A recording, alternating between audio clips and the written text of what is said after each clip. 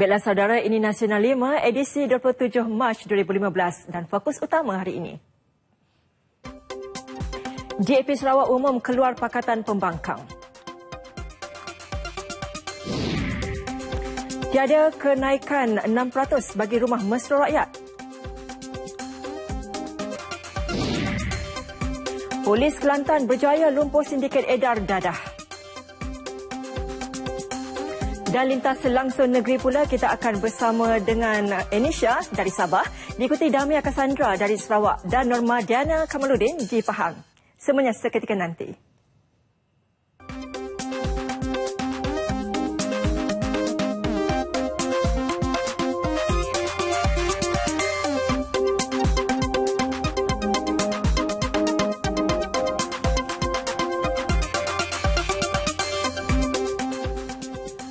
Saudara, kami mulakan dengan laporan pertama ini. DAP Sarawak hari ini mengumumkan keluar daripada Pakatan Pembangkang di negeri itu berkuat kuasa serta merta. Pengerusinya Chong Chien Jeng berkata keputusan sebulat suara itu dibuat kerana sekutu mereka PAS telah menyeleweng daripada dasar bersama dengan mahu melaksanakan hukum hudud di Malaysia. Chong mengumumkan keputusan itu selepas mempengerusikan mesyuarat jawatankuasa DAP Sarawak di Kuching. Tegas beliau, selagi pelaksanaan hukum hudud menjadi agenda politik dan objektif PAS, DAP Sarawak tidak lagi boleh bekerjasama dengan PAS sebagai sebuah parti politik di Sarawak. Chong yang juga anggota Parlimen Kuching dan Adun Kota Sentosa berkata tindakan keluar Pakatan Pembangkang keputusan sebulat suara jawatankuasa DAP negeri dan mengikut struktur parti DAP Sarawak mempunyai kuasa otonomi untuk membuat keputusan itu. Tiada kenaikan harga 6% bagi rumah mesra rakyat biarpun cukai barangan dan perkhidmatan GST mula berkuat kuasa bulan hadapan. Jelas Presiden Syarikat Perumahan Negara Berhad SPNB, Profesor Datuk Dr. Kamarul Rashdan Saleh, pihaknya tetap dengan janji mengekalkan harga rumah tersebut kepada pembeli iaitu RM65,000. Jelas Profesor Datuk Dr. Kamarul, meskipun dijangka trend peningkatan ke atas kos harga bahan binaan berikutan GST, namun SPNB tidak merancang untuk menaikkan harga rumah mesra rakyat. Dan antara langkah yang diambil bagi menyerap kos berkaitan agar tidak terbeban kepada pembeli, SPNB akan memastikan setiap pengurusan pembelian perumahan hanya melibatkan transaksi antara pihak pembeli dan pemaju agar segala jenis kos dapat dikawal. Peningkatan harga bahan-bahan binaan ini bukan disebabkan kerana pengenalan GST itu, kerana ia tidak menjadi asas. Disebabkan kerana sebelum ini mereka mengenakan SST pada 10%, sedangkan GST pada 6%. Dan sepatutnya harga bahan binaan turun pada 4%, mana ada diskaun 4%. Beliau bercakap demikian kepada pemberita selepas merasmikan mesyuarat agung PIBG Kolej Vokasional Setapak di Ibu Negara. Dalam pada itu, SPNB dijangka memulakan 2 projek perumahannya, iaitu Rumah Idaman Rakyat dan Rumah Aspirasi Rakyat pada suku ketiga tahun ini untuk mereka yang berpendapatan rendah dan sederhana. Untuk permulaan, ia mensasarkan pembinaan 20,000 unit rumah aspirasi rakyat dan 5,000 unit rumah idaman rakyat. Menurut Profesor Datuk Dr. Kamarul, ia bagi memenuhi janji kerajaan seperti yang diumumkan pada bajet 2015, iaitu SPNB mensasarkan pembinaan 20,000 unit rumah aspirasi rakyat, 5,000 unit rumah idaman rakyat dan 12,000 unit rumah mesra rakyat. Untuk projek tersebut di Jasin Melaka, sejak ia dilancarkan tahun lalu, hampir 90% telah terjual. Beberapa tapak baru juga telah dikenal pasti di Sungai Petani Kedah, Sri Manjung Perak dan Johor Bahru, Johor. Harga yang ditetapkan untuk rumah idaman rakyat tidak akan melebihi RM250,000, bertumpu kepada pembeli rumah pertama berpendapatan sederhana dan sederhana rendah, manakala rumah aspirasi rakyat adalah terbuka kepada mereka yang berpendapatan sederhana. Biro Kebajikan UMNO Pusat menyediakan peruntukan RM70 juta bagi membantu penduduk Kelantan yang terjejas banjir pada Disember lalu. Timbalan Pengerusi Badan Perhubungan UMNO Kelantan, Datuk Jazlan Yaakob berkata, pengagihan bantuan berupa barangan keperluan dilaksanakan secara berperingkat. Justru mereka yang belum menerimanya diminta bersabar. Kesemuanya setakat ini 50,000 sudah pun dihantar dan pada peringkat awal pendaftarannya 50,000. Maka kesanggupan Biro Kebajikan UMNO Malaysia 50,000, tetapi apabila senarai meningkat kepada 76,000 lebih kurang, maka sekali lagi kita terima kasih pada Biro Kebajikan UMNO Malaysia kerana telah memberi kesanggupan untuk menghantar ke semua, tetapi berperingkat. Nilai keseluruhan saya jangka melibatkan 70 juta. Datuk Jazlan ditemui media selepas merasmikan mesyuarat agung tahunan Kelab Media Kelantan Darul Naim Kemudi di Kota Baru. Beliau turut memberitahu pengagihan bantuan wang ihsan RM500 kepada penduduk terjejas banjir juga sedang dilaksanakan. Mana-mana individu yang namanya tercicir diminta mengemukakan rayuan kepada Majlis Keselamatan Negara MKN Kelantan mahupun pemimpin tempatan bagi membolehkan mereka menerima sumbangan berkenaan. Sementara itu, inisiatif penuntut Politeknik Terengganu memberi kaunseling kepada murid sekolah kebangsaan lemah yang terjejas banjir. Satu pendekatan yang harus dipuji. Ia terbukti berkesan sebagai pembakar semangat, lebih-lebih lagi kepada pelajar yang akan menghadapi ujian penilaian sekolah rendah UPSR. Pihak Politeknik Terengganu tidak mahu melihat pencapaian akademik merosot berikutan ekoran banjir besar Disember lalu yang menyebabkan kemusnahan sekolah dan rumah pelajar. Justru peruntukan tambahan daripada Jabatan Pengajian Politeknik Malaysia disediakan. Bantuan kemahiran turut disumbang termasuk membaik pulih sistem maklumat dan pendawaian. Selain daripada kerja-kerja berbentuk fizikal, kami juga membawa sekumpulan pakar konseling daripada Politeknik Kuala Terengganu untuk bersama dengan pelajar-pelajar tahun 6 UPSR SK Lemah mengadakan program berbentuk motivasi bagi membantu mereka, memotivasikan mereka untuk ke arah kecemerlangan pencapaian UPSR. So kami datang di sini untuk meringankan beban mereka. Dari segi kebersihan seperti lumpur-lumpur tu kami dapat tahu dah settle. So kami datang di sini untuk melengkapkan lagi apa yang tidak ada. Program ni memang untuk program komuniti. So aktiviti yang ada kaunseling untuk komuniti, untuk student-student yang darjah 6. Lepas tu program untuk mengecat. Lepas tu untuk wiring pun ada jugalah. Seramai 60 kaki tangan dan penuntut yang disokong 75 murid tahun 6 sekolah terbabit akan melakukan gotong royong selama 3 hari sehingga kerja-kerja selesai sepenuhnya. Sebelum ini, Politeknik Terengganu turut melakukan gotong royong di 7 buah sekolah dan kampung seluruh Kelantan. Polis Kelantan percaya dapat melumpuhkan satu sindiket pengedaran dadah dengan tertangkapnya 3 lelaki ahli kumpulan itu di Jalan Gua Musang, Kuala Krai, Rabu lepas. Turut dirampas sepucuk pistol dan wang tunai lebih RM200,000 yang ditemui dalam kenderaan yang dinaiki suspek tersebut. Turut dirampas daripada suspek yang masing-masing berumur 30, 44 dan 64 tahun itu adalah 15 butir peluru dan 1 kelopak peluru. Ketua Polis Kelantan, Datuk Mazlan Lazim berkata, kesemua mereka ditahan dalam kejadian pukul 4.20 petang Rabu lalu.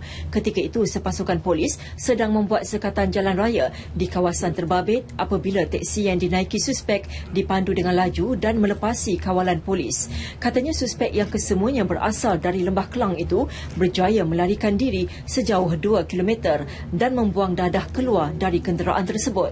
Bagaimanapun mereka berjaya ditahan oleh anggota polis.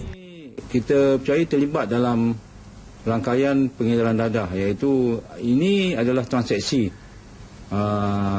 penjualan dadah. Dan mereka ketiga-tiga ini adalah daripada Lembah Kelang dan datang ke Kelantan ni dipercayailah bagi kita dalam catatan awal kita ni adalah terlibat dalam kegiatan penjualan dadah. Jelas Datuk Mazlan lagi ketiga-tiga suspek positif dadah jenis metafetamin dan suspek direman bermula hari ini sehingga 29 Mac bagi membantu siasatan polis. Kes disiasat mengikut Seksyen 8 Kurungan A Akta Senjata Api 1960 kerana memiliki senjata api tanpa lesen. Sementara itu, tindakan 3 lelaki yang disyaki pengedar dadah melarikan diri dengan berpatah balik akhirnya membawa padah apabila mereka ditahan bersama 895 biji pil kuda. Ketiga-tiga lelaki terbabit yang berusia antara 20 hingga 37 tahun itu ditahan bersama sebuah kereta yang dinaikinya di Jalan Datuk Mustafa dekat Tanah Merah kira-kira jam 1.20 pagi semalam. Pemangku Ketua Polis Daerah Tanah Merah, Asisten Superintendent Muhammad Fazil Manak berkata, lelaki terbabit yang sebelum ini mempunyai rekod jenayah lampau ditahan oleh sepasukan pegawai dan anggota yang sedang melakukan operasi sekatan jalan raya di kawasan berkenaan. Beliau berkata pihak polis yang berada di kawasan itu menyedari kereta yang dinaiki 3 suspek terbabit membuat pusingan U selepas menyedari pihak berkuasa. Namun cubaan suspek gagal. Dan ketiga lelaki ini telah pun diriman 7 hari untuk siasatan di bawah Seksyen 39B Akta Dadah Berbahaya 1952. Siasatan awal mendapati pil kuda yang dirampas itu diperolehi dari Tanah Merah dan ketiga-tiga suspek kini ditahan reman selama 7 hari bermula semalam. Menyedari diserbu, beberapa pendatang asing tanpa izin parti cuba melarikan diri dengan terjun melalui tingkap bangunan. Bagaimanapun cubaan mereka gagal apabila tempat penginapan dikepung Jabatan Imigresen Kedah dalam satu operasi di Alor.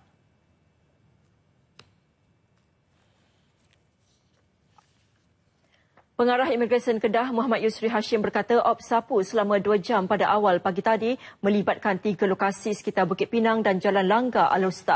Ketika serbuan kesemua parti sedang nyenyak tidur, sebaik menyedari tempat mereka diserbu, beberapa parti cuba melarikan diri melalui tingkap dan pintu belakang premis.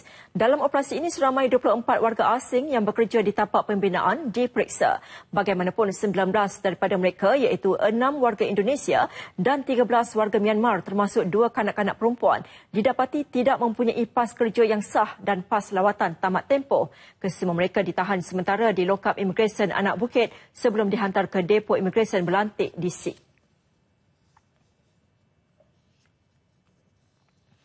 Beratus-ratus nelayan kebanyakannya di Kampung Cik Wan dan Penunjuk Kijal, Terengganu hilang punca pendapatan ekoran tumpahan minyak sepanjang 10 km di sepanjang pantai Kemaman. Tumpahan yang menghasilkan tumpukan minyak hitam dalam jumlah yang agak banyak dan luas menjadikan mereka tidak dapat turun ke laut. Tinjauan RTM mendapati kesan tumpahan minyak itu jelas dapat dilihat di sepanjang kawasan pantai. Ekoran air laut pasang sejak beberapa hari lalu. Menyifatkan tumpahan yang berlaku sebagai agak serius, mereka tambah kecewa dan marah kerana sehingga kini tiada pihak yang tampil untuk mengatasi masalah itu. Selain tidak dapat turun ke laut, mereka juga terpaksa menanggung kerugian kesan daripada tumpahan minyak turut merosakkan peralatan menangkap ikan seperti pukat, bubu dan bot. Bukan sahaja nelayan, keadaan itu merugikan puluhan peniaga tempatan di kawasan rekreasi Pantai Penunjuk berhampiran yang turut hilang punca pencarian. Pantai berkenaan yang sebelum ini menjadi tempat tumpuan utama perkelahan, terutama pada hujung minggu, kini mulai lengang. Mengenai minyak hitam yang naik di Pantai Kija ni, sepanjang Pantai Kija daripada Pantai Penunjuk hingga ke Pantai Cik Wan. Berapa lama dah? Lebih kurang seminggu. Saya terjejahlah pantai kita, mana awak nak santai pagi petang pun, pagi petang pun tak boleh. Mana nelayan pun kita rugi, tak dapat pergi ke laut, daripada pergi ke pantai pun tak boleh dapat stay. Kapalnya mana rugi sikit lah, kurang sikit. Mana kena kim minyak ni. Saya harap daripada pihak atasan minta kerjasama lah. Itu aja lah saya cakap. Saya rasa benda ni tumpahan dia bukan bahasa minyak yang macam minyak kapal biasa. Ini macam minyak mentah. Boleh jadi daripada penapisan minyak yang berlaku yang dari port kita. Sebab dia mari kepas toko gitu. Tak pernah jadi lagu ni tumpahan minyak. Oh, kapal saya cerita lah. Buka habis hanya lekat belaka, tak boleh buat apa, dah bagi buka, nak cuci buka pun rugi lagi buka tu dah bagus ni dah. Oh banyak. Yang pengunjung pantai dah memang sedih lah. Dah mari kita dah jaga cakna pantai hari-hari cuci semua. Siapa mari musim terkujuh ni mari pula minyak. Allah kata minyak nak cuci kena pakai safety dia, minyak melekat apa, ambil sembayang apa susah nak ambil sembayang dah. Dan pula menjejaskan dari segi orang berkelahan di tepi pantai ni. Sebab sentiasa di tepi pantai ni tidak kira hari Sabtu pun boleh kata satu minggu tu memang terus dia orang sentiasa bermain di pantai berkelah. Dan sekarang ni menjejaskan dari segi apa penjual-penjual. Setelah naiknya minyak hitam ni di pantai, maka berkelah-berkelah itu maka tidak ada di pantai sekarang. Kerana minyak hitam banyak di pantai, anak-anak mereka tidak boleh bermain di pantai. Ya, termasuk juga saya seorang nelayan. Jadi memang menghadapi masalah ini. Jadi saya minta daripada pihak yang tertentu, terutama saya segi alam sekitar, saya minta akan mari siasat perkara ini datang daripada mana. Sedangkan saya seorang nelayan, tiba-tiba bot-bot saya terus melanggarkan minyak hitam ini. Apa yang diharapkan nelayan dan penduduk, masalah tumpahan minyak itu tidak dipandang sebelah mata dan segera ditangani, termasuk menyegerakan kerja-kerja pembersihan di kawasan pantai dan laut sekitar. Mereka turut mendesak pihak-pihak berwajib menyiasat kejadian tersebut dan membawa mereka yang terbabit ke muka pengadilan. Sementara itu, di Kota Kinabalu, bomba berjaya mengawal kebakaran di kawasan hutan Tanah Emas Lido daripada merebak ke kawasan perumahan berhampiran. Pegawai Bomba Kanan 2 Kamarudin Sabanah berkata pihaknya menerima panggilan pukul 11.33 pagi sebelum menghantar 2 jentera bomba dari Balai Bomba Kota Kinabalu bersama 9 anggota dihantar ke tempat kejadian. Setiba di lokasi 7 minit kemudian, bomba mendapati seluas 10 hektar kawasan hutan telah pun terbakar. Kita sampai di lokasi kejadian kebakaran ini, kita terus size up, membuat pemantauan keseluruhan kawasan dan kita mendapati ada beberapa kawasan perumahan yang agak berisiko. Jadi kita arahkan jentera untuk mengawal di tempat yang berhampiran dengan kawasan perumahan dulu. Daripada kita berjaya mengawal kawasan situ dan kita arahkan anggota untuk masuk ke dalam untuk memadam api yang masih di dalam lah. Beliau yang mengetuai operasi memadam kebakaran hutan ditemui RTM di lokasi kebakaran di Lido, Kota Kinabalu. Dalam pada itu, beliau melahirkan penghargaan atas usaha penduduk di sekitar perumahan itu yang turut sama-sama membantu pihak bomba memadamkan api. Sabah Elektrisiti Sendirian Berhad SESB turut berada di lokasi bagi memastikan pencawang utama di kawasan itu selamat.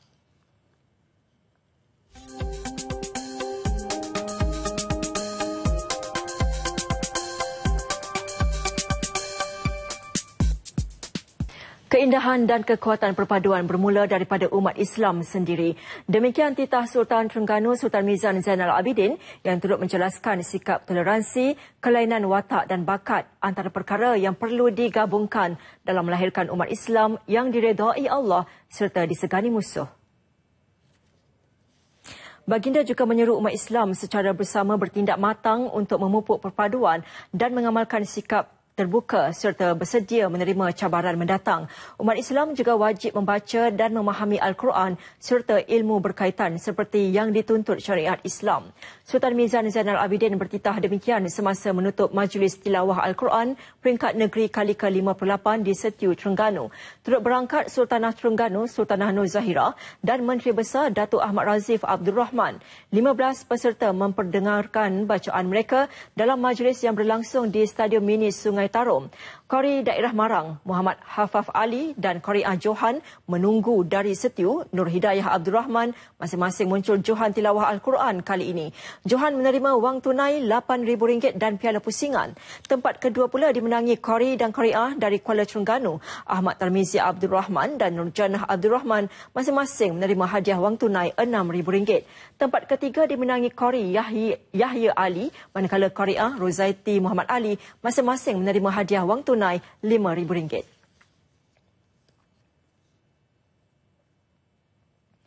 Dalam masa 7 jam pengajian, anda sudah boleh membaca Al-Quran menggunakan kaedah haraki. Kaedah tersebut hasil idea pensyarah Institut Pendidikan Guru Kampus Ipoh, Zakaria Nasiruddin.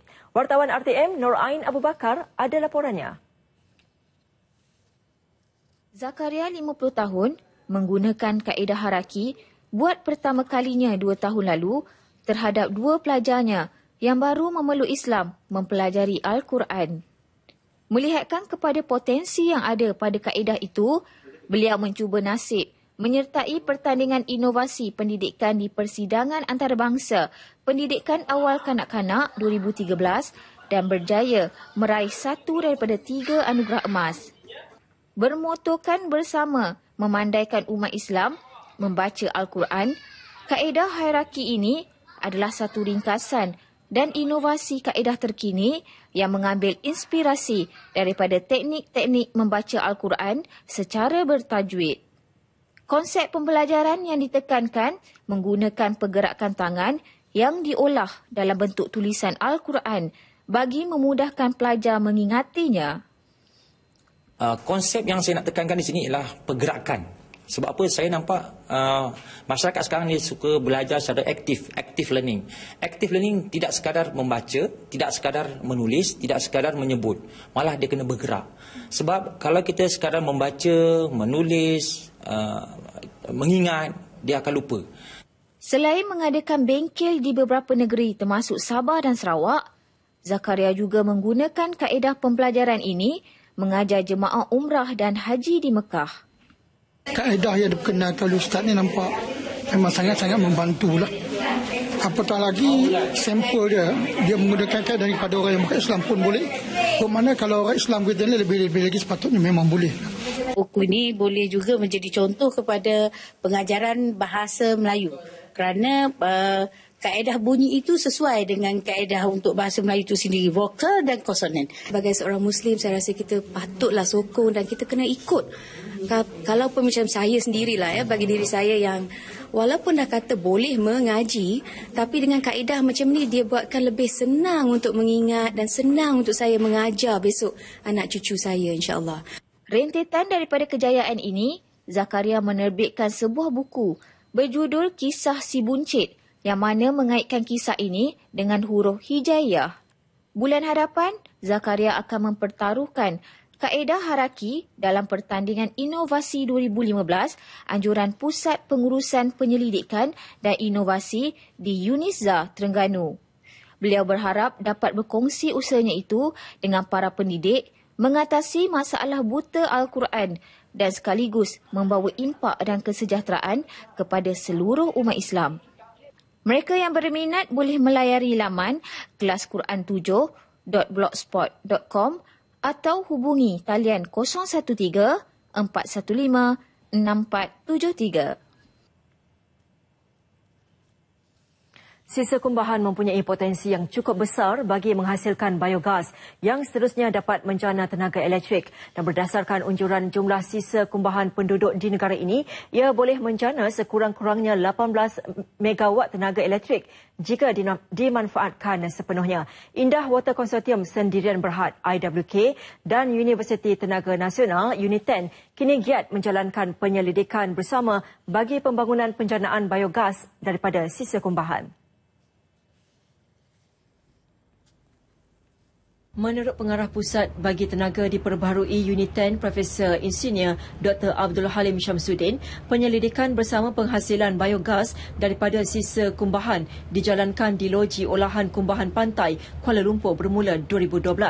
Pemilihan loji itu dibuat berdasarkan teknologi canggih yang dimiliki IWK. Selain tahap penjanaan biogas, sedia ada yang signifikan di loji berkenaan.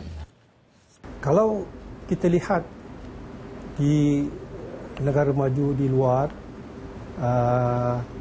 mereka sebenarnya sudah melihat biogas ini sebagai satu punca yang amat penting dalam sebagai tenaga alternatif untuk kegunaan masyarakat. Dan sisa kumbahan mempunyai potensi yang agak besar. Penyelidikan yang dijalankan kini memasuki fasa kedua, iaitu meningkatkan lagi penghasilan biogas di loji tersebut. Menurut beliau, sebuah loji enjin gas akan dibina untuk memperluaskan lagi penyelidikan terhadap potensi besar sisa kumbahan. Jadi kajian yang kita buat adalah melihat daripada beberapa sudut, antaranya melihat kepada kesesuaian mikrob tertentu untuk meningkatkan penghasilan gas, biogas. Di samping aspek-aspek desain biogas, kemudahan biogas yang tersedia ada, kerana ia memerlukan kepada kajian yang lebih mendalam dari segi proses pencampuran antara sisa kumbahan dengan mikrob yang akan mereputkan sisa kumbahan tersebut. Penghasilan biogas untuk menjana tenaga elektrik ini pada skala besar dapat mengurangkan pergantungan kepada bahan api fosil sekaligus mengurangkan pelepasan gas karbon dioksida ke udara. Ini kerana memproses biogas daripada sisa kumbahan adalah satu proses semula jadi yang mesra alam. Inisiatif tenaga diperbaharui menetapkan sasaran sumbangan biogas bagi menjana tenaga elektrik adalah 100 megawatt pada tahun ini. Berdasarkan perkembangan terbaru ini, penyelidikan bersama IWK Unit 10 ini mampu memberi sumbangan besar kepada inisiatif negara memanfaatkan sektor tenaga diperbaharui. Hampir separuh kawasan tanaman pisang di balik Pulau Pinang terjejas teruk akibat penyakit moko atau layu yang menyebabkan hasil tanaman menjadi rosak. Penyakit yang mula menyerang akhir tahun lepas menjejaskan 10 ladang melibatkan 200 petani. Keseluruhannya kawasan tanaman pisang di balik pulau membabitkan kawasan seluas 367 hektar. 153 hektar daripadanya dijangkiti penyakit moko. Jenis pisang yang banyak ditanam di kawasan ini ialah pisang awak selain pisang raja, abu dan rastali. Menurut pengerusi kelompok pertanian Kampung Perlis, Saidi Makno, penyakit moko berpunca daripada serangan bakteria Ralstonia solanacearum. Lebih memburukkan keadaan, bukan sahaja hasil yang ditanam tidak menjadi, malah buah pisang yang dihasilkan bertukar menjadi warna hitam dan coklat serta ia turut menjadi sarang bakteria dan ulat. Akibatnya petani di sini rugi lebih RM500 hingga ke RM2,000 sebulan. Sekarang ni kami banyak buat satu pilihan lain lah. Satu pilihan yang terkini mungkin kita akan tanam dengan tanaman kontan lah. Seperti sayur-sayuran, bendi, jagung untuk sementara waktu. Kerana kita tidak boleh langsung masuk pisang. Apa jenis pisang pun kalau kita masuk, walau pisang abu, pisang rastali, pisang raja, semua kena. Serangan dia tak terikat pada pisang awak semata-mata. Sementara itu, Adun Pulau Betung Muhammad Farid Saad yang meninjau kawasan tanaman pisang yang diserang penyakit di Kampung Perlis berkata, bantuan keuangan daripada Kerajaan Persekutuan dan Negeri serta kepakaran Jabatan Pertanian diperlukan untuk membantu petani menangani penyakit tersebut. Anggaran kos keseluruhan bagi melakukan kerja-kerja memusnah dan merawat kawasan yang terjejas ialah kira-kira RM4 juta, RM10,000 bagi setiap hektar dengan proses memulihkan dijangka mengambil masa kira-kira 3 tahun. Setakat ini Jabatan Pertanian sudah membuat kerja memusnah pokok di kawasan seluas 12 hektar. Petani dinasihat memusnahkan semua pokok pisang yang dijangkiti dan menanam dengan tanaman lain sementara menunggu kawasan ladang mereka dirawat.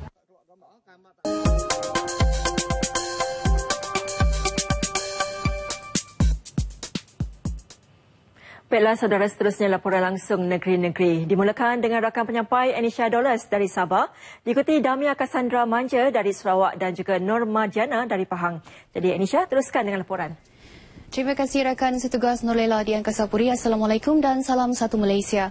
Bantuan rakyat satu Malaysia BR1M yang disalurkan kerajaan kepada rakyat yang dikatakan tidak memberi manfaat oleh sesetengah pihak tidak bertanggungjawab adalah tidak benar.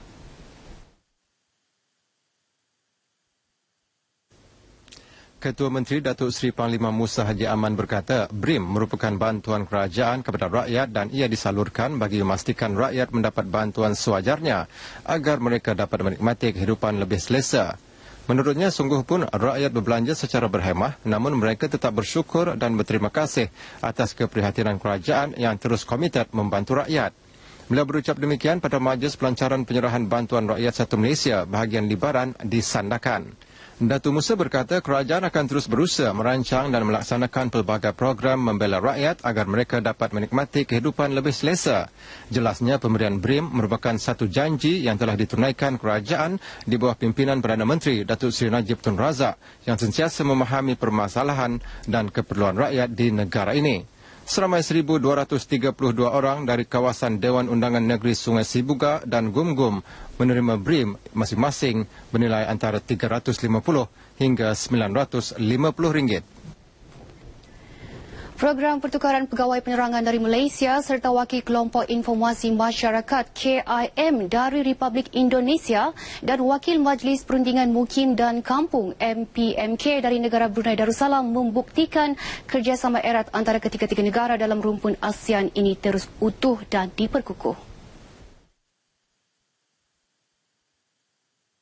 Program pertukaran secara timbal balik ini bertujuan memberi pendedahan terhadap peranan Jabatan Penerangan Malaysia sebagai agensi kerajaan dalam memasarkan maklumat mengenai dasar-dasar kerajaan.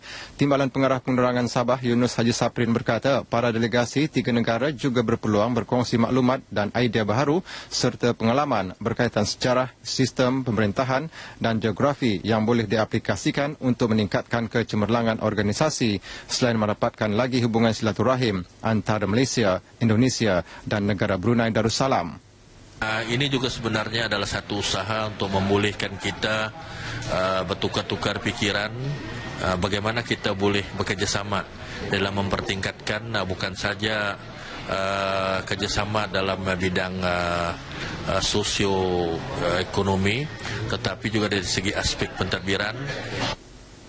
Beliau ditemui RTM dalam jamuan malam suai kenal sempena program pertukaran pegawai penerangan serta wakil delegasi dari Malaysia, Republik Indonesia dan negara Brunei Darussalam di Kota Kinabalu.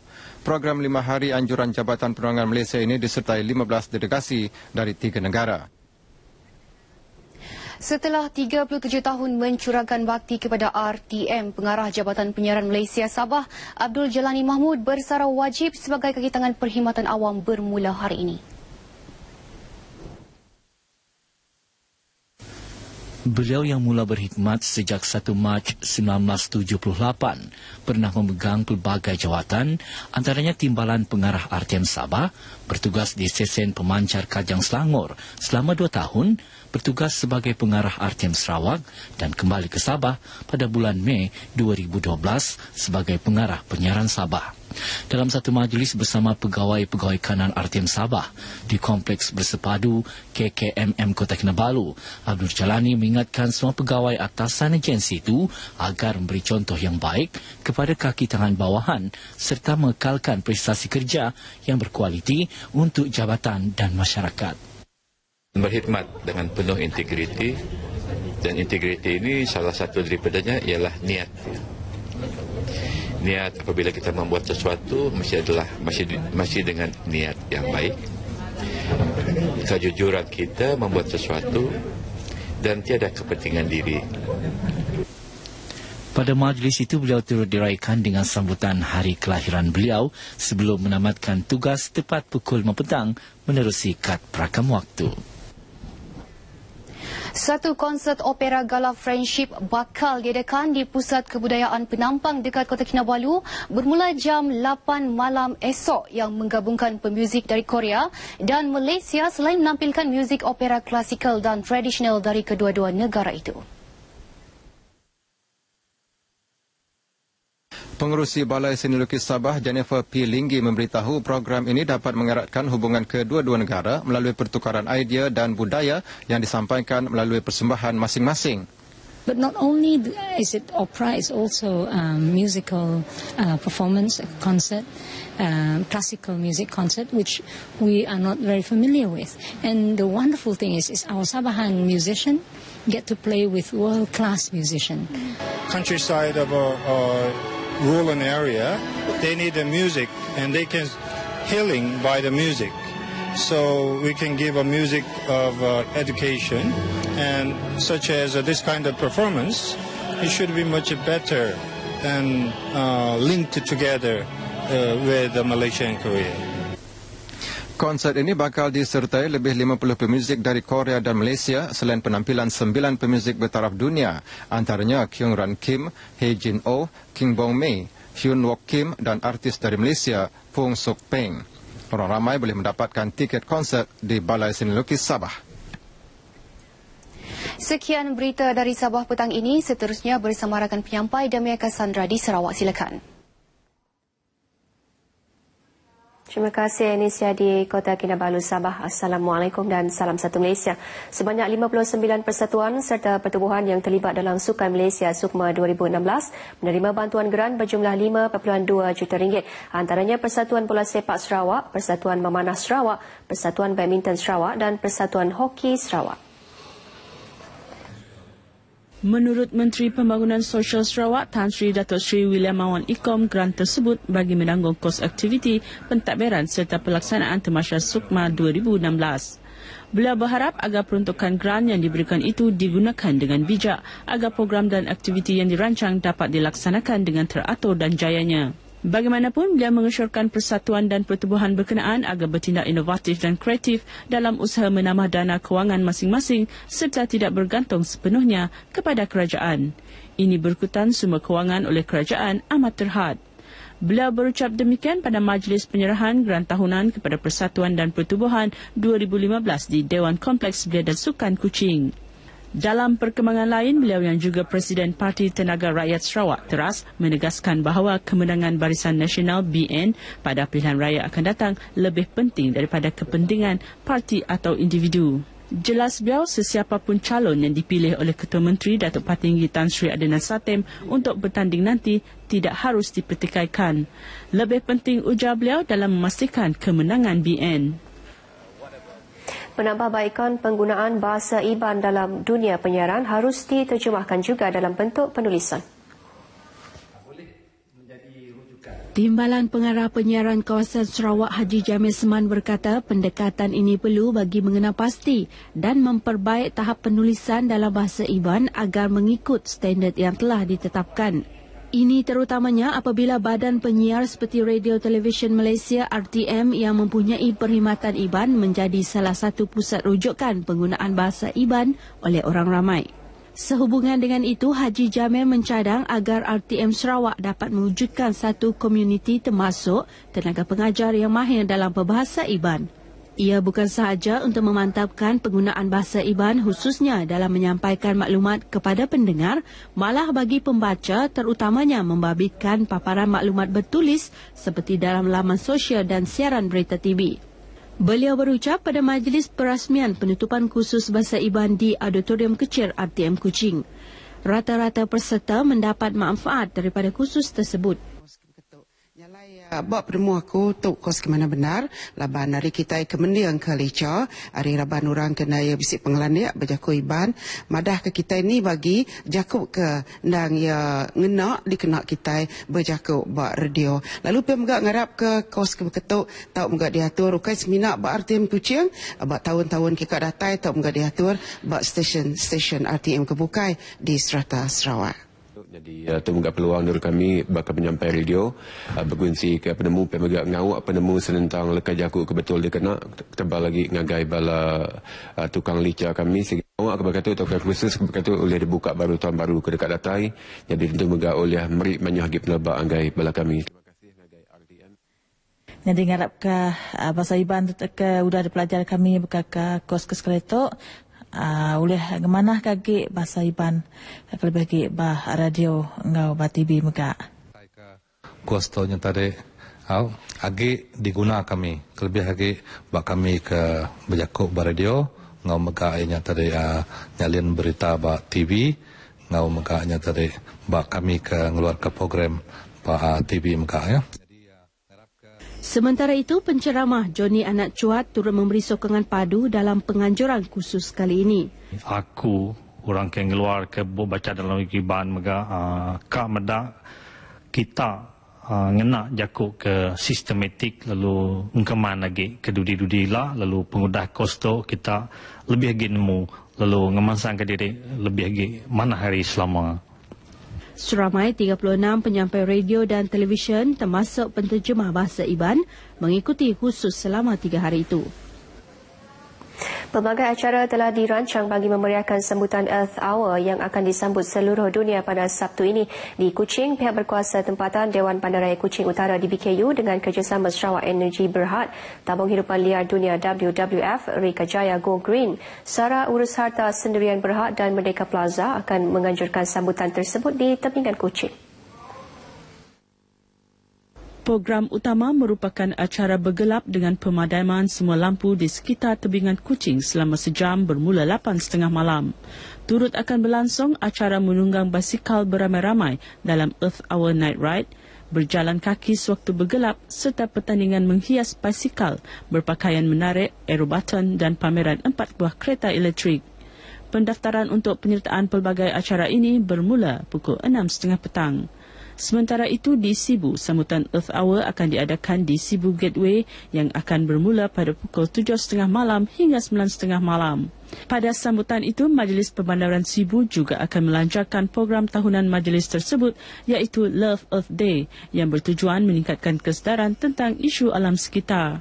Sambutan Earth Hour diraikan setiap tahun pada 28 Mac bagi menunjukkan keprihatinan terhadap isu pemanasan global.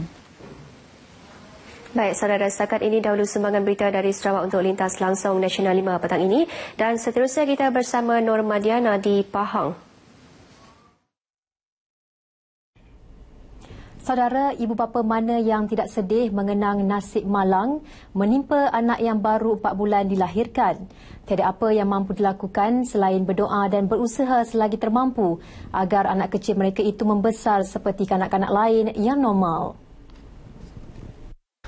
Adik Muhammad Adam Hamka, anak ketiga keluarga ini mengalami apa yang dipanggil sindrom Grozon, kecacatan di bahagian tengkorak dan tulang belakang sejak dilahirkan. Adam kini menerima rawatan di Pusat Perubatan Universiti Malaya, PPUM. Menurut bapanya, Norisha Muhammad Jaafar, Adam bakal menjalani beberapa siri pembedahan, tetapi yang paling rumit ialah pembedahan membentuk semula tengkorak kepala, mata dan tulang belakang agar dapat menjalani kehidupan yang lebih baik. Malangnya, kos pembedahan itu amat tinggi, iaitu RM40,000 yang di luar kemampuan Norisham. Sampai dia membesar, saya tak tahu sampai bila, tapi doktor memang cakap dia ni buat pembedahan sampai dia besar. Sampai besar. Tapi paling yang ketara sangat kepala lah, bahagian kepala. Bahagian kepala dia kalau boleh yang tu dulu dia nak buat. Nanti yang lain-lain tu mungkin umur dia setahun, mungkin umur dia 2 tahun. Mungkin umur dia berbelas-belas tahun pun ada agak lah. Berpanjangan. Sampai setakat ni pun yang masih kecil macam ni dah 4 bulan pun dah 2 kali 3 kali dia buat operation. Setiap ibu tu mesti anak dia sihat seperti anak orang lain kan. Harapan tu tinggi lah. Nak melihat anak kita membesar dengan sihat. Bila kita fikirkan kos dia, memang kita rasa tak mampu. Tapi demi dia, kita kena kuat. Berusaha lah. Terpaksa tebalkan muka. Walaupun orang nak kata apa pun, katalah. Tapi demi dia, saya kena tebalkan muka. Minta rayuan sana, rayuan sini. Demi dia. Norisham dulunya seorang pemandu lori tapi diberhentikan kerja kerana sering mengambil cuti manakala isterinya tidak bekerja. Mereka menjaga Adam yang memerlukan penjagaan dan pemerhatian sepenuh masa. Dan kini keluarga ini menumpang di rumah keluarga di Fedah Kumai, Bera Pahang. Selain ibu dan bapanya, Adam amat disayangi abang dan kakak. Walaupun mereka juga kurang sihat, namun mereka sentiasa menemani ibu bapa sama-sama menjaga Adam. Malah ketika ditanya kakak Adam, Umi Umairah, bercita-cita menjadi seorang doktor dan apabila dewasa kelak, mahu merawat adik kesayangannya itu. Jadi doktor. Sebab nak? Sebab nak jaga adik Adam. Nak rawat adik Adam. Awal bulan depan, Adam akan dirujuk di PPUM untuk rawatan lanjut dan menentukan tarikh untuk melakukan pembedahan. Hasil sumbangan orang ramai, Nur Hisham sudah mengumpul RM23,000 namun masih memerlukan kira-kira RM17,000 lagi untuk membiayai kos pembedahan. Harap-harap sangatlah ada yang boleh menolong keluarga kami kan. Daripada segi kewangan ke apa ke, saya tak kisahlah kan. Janji boleh menolong kami. Itu ya yang saya harapkan. Hanya Allah sajalah yang boleh membantu, yang orang yang menolong kami lah selama ni kan. Bagi yang ingin membantu keluarga ini, bolehlah hubungi Nur Hisham Muhammad Jaafar di talian 012-6503-806 di alamat 246 Ferda Kumai, Berepahang, atau menerusi akaun CIMB 7025-380840 milik Nur Hisham atau akaun BSN 0510-2290-0013-9274 milik Khairiah. Berat mata memandang, berat lagi bahu yang memikul. Beginilah nasib yang menimpa pasangan suami isteri ini yang terpaksa membesarkan anak ketiganya ini yang mengidap penyakit sindrom Crouzon.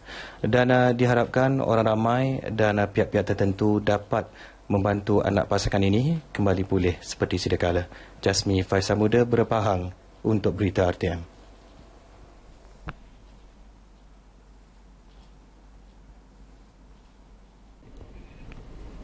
Diharapkan selepas pembedahan itu nanti, Adam akan kembali ceria dan aktif seperti kanak-kanak lain. Sekian laporan dari Negeri Tok Gajah, kembali bersama rakan setugas. Silakan. Baik Diana, terima kasih. Dan terima kasih juga rakan-rakan penyampai dari Sabah dan Sarawak itu tadi. Dan selepas ini, Escape Room, permainan simulasi teka-teki yang mencabar dan menguji minda. Jangan ke mana-mana.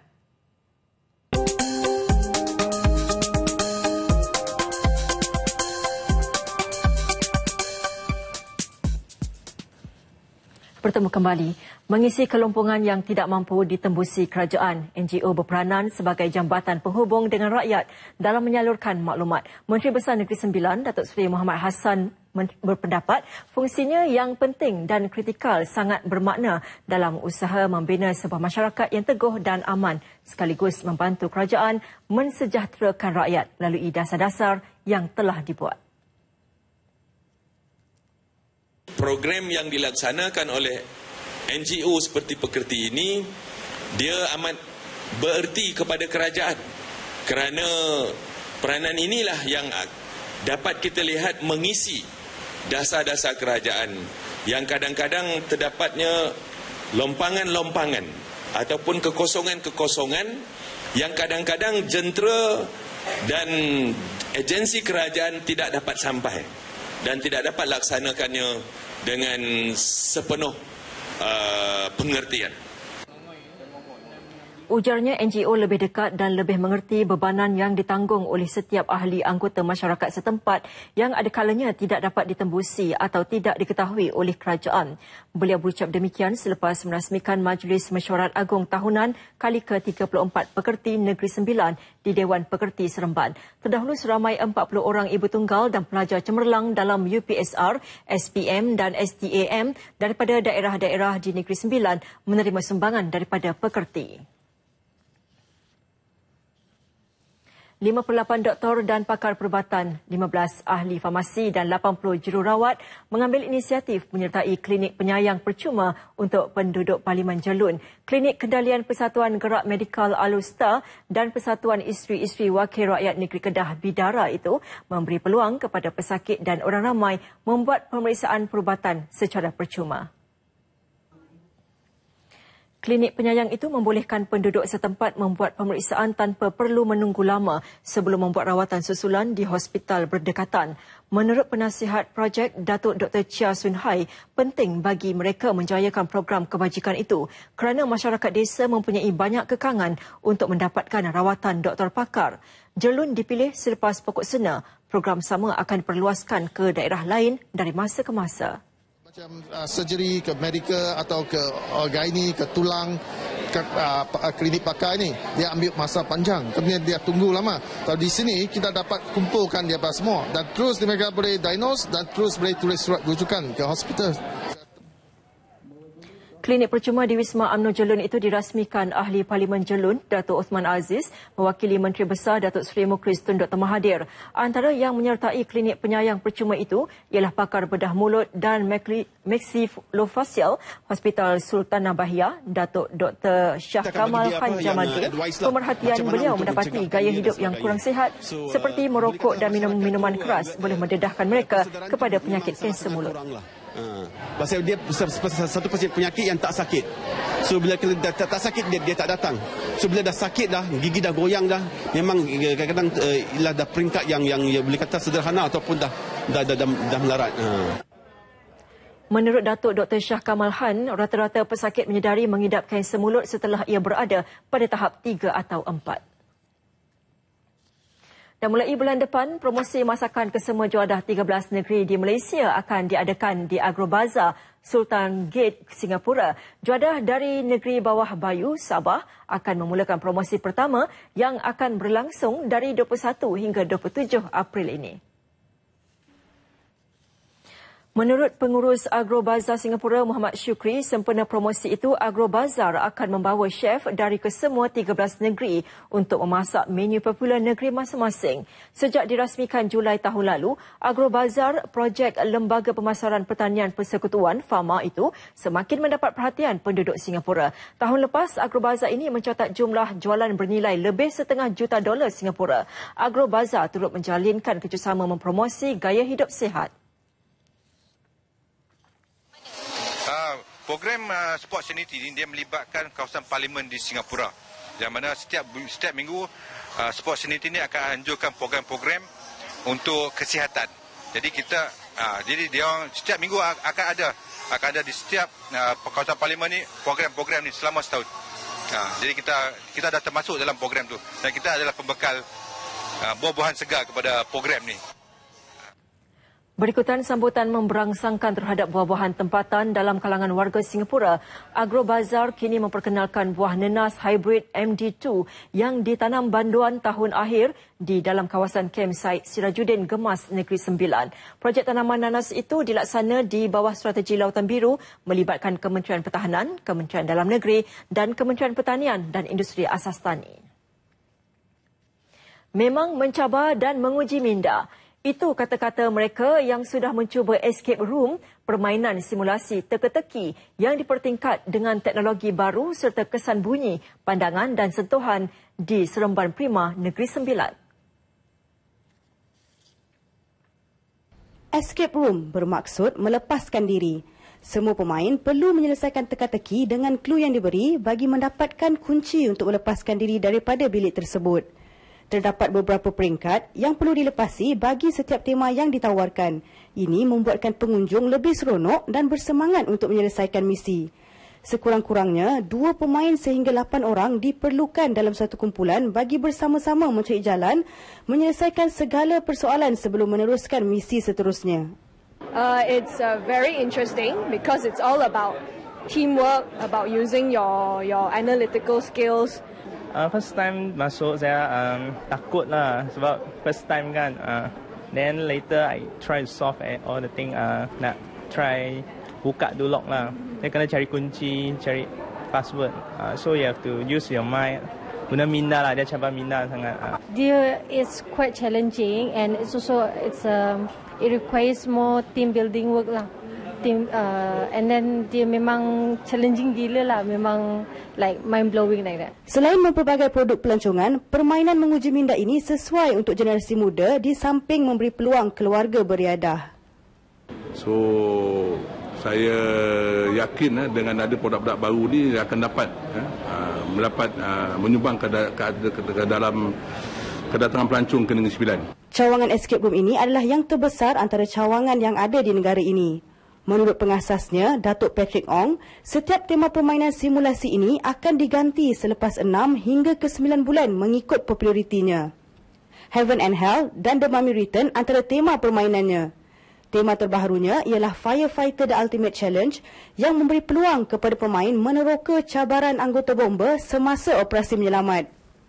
Keunikan escape room ialah memberi peluang kepada semua peringkat umur, terutama keluarga, beriadah dalam suasana yang sihat dan merangsang minda. Produk ini kita melihat dapat memberikan kesan yang positif ke arah membina remaja kita dan juga untuk menjana minda lah. Sebab kebanyakan permainan ni bukan setakat permainan untuk keseronokan, ya. Permainan di sini adalah permainan yang menjana minda dan mengajak pemain tu untuk berfikir, menyelesaikan masalah. Tourism Malaysia Negeri Sembilan berharap produk baru itu mampu menyumbang merancakkan sektor pelancongan Negeri Sembilan. Pembinaan escape room seluas 3 tingkat yang pertama di Malaysia dan dunia seumpamanya pastinya dapat menarik lebih ramai pengunjung untuk datang ke Seremban. Produk pelancongan yang berasaskan permainan menguji minda ini dapat membantu meningkatkan pelancong dari dalam dan luar negara selari dengan tahun Festival Malaysia 2015. Safia Arifin untuk RTM. Baiklah saudara, sebelum berakhir, fokus utama sekali lagi. GAP Sarawak umum keluar Pakatan Pembangkang. Tiada kenaikan 6% bagi rumah mesra rakyat.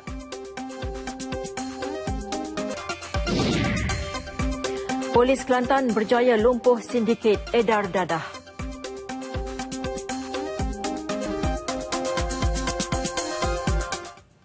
Baiklah saudara, sekian Nasional 5 edisi 27 Mac 2015. Laporan cuaca menyusul selepas ini daripada Jabatan Meteorologi. Dengan itu, Assalamualaikum dan salam satu Malaysia.